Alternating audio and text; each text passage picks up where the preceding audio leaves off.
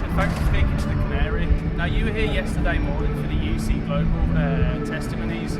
Now, during those testimonies, they heard that the US officials were deliberating both poisoning and kidnapping Assange. Can you tell us a bit about how those proceedings went down in general, the timings, etc., and how important it is to the case?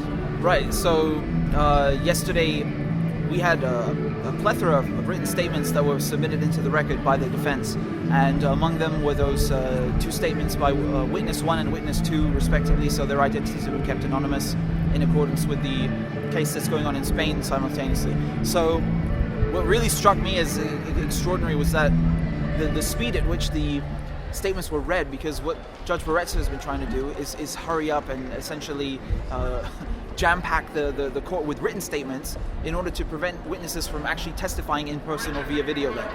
And I mean, not to denigrate and downplay the weight of these testimonies, but it's not exactly the same when it's read by the defense in a quick, concise manner, as opposed to actually having the person come and testify and be cross-examined or have an extensive, exhaustive questioning process undertaken. So essentially, you had these two statements talking about how the U.S. intelligence services were contracting UC Global, the Spanish firm, to spy on Julian Assange, to violate the sovereignty of Ecuador, British sovereignty. I mean, Britain has a duty as a host country to ensure their safety, and moreover, I mean, risk Julian Assange's health. They're contemplating at least to poison him, to kidnap him and make it look like an accident, right? So there's a real conspiracy to commit murder and also to cover it up.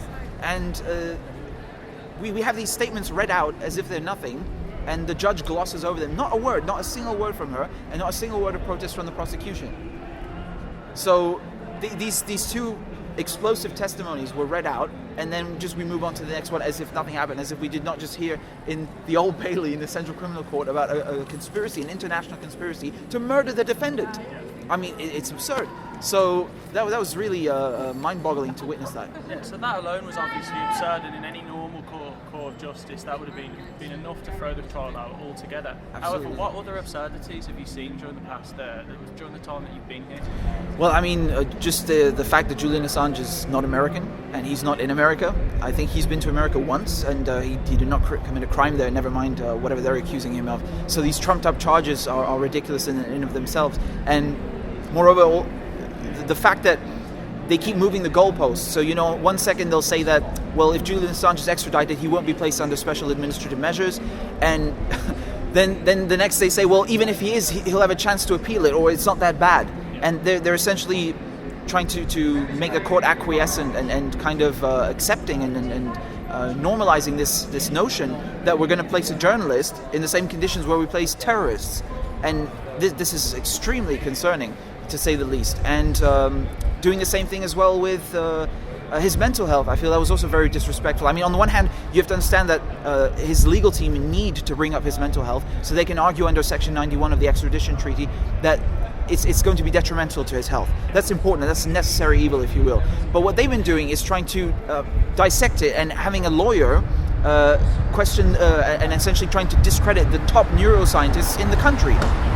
So this was really insulting, to say the least, and I can't imagine what Julian Assange is feeling like, sitting there and watching this unfold before his eyes. And moreover, this moving of goalposts, as they've been doing the entire time, it applies to every single notion in this case, and there's really nothing that they've left untouched. I mean, this case violates UK law, it violates US law, European law, international law, his right to a fair trial, his right to not being tortured, to being held in detention, which would still be wrong, but just to be held in detention without these inhumane conditions that they have in Belmarsh prison and in the US. So I mean, from top to bottom, from start to finish, it's just one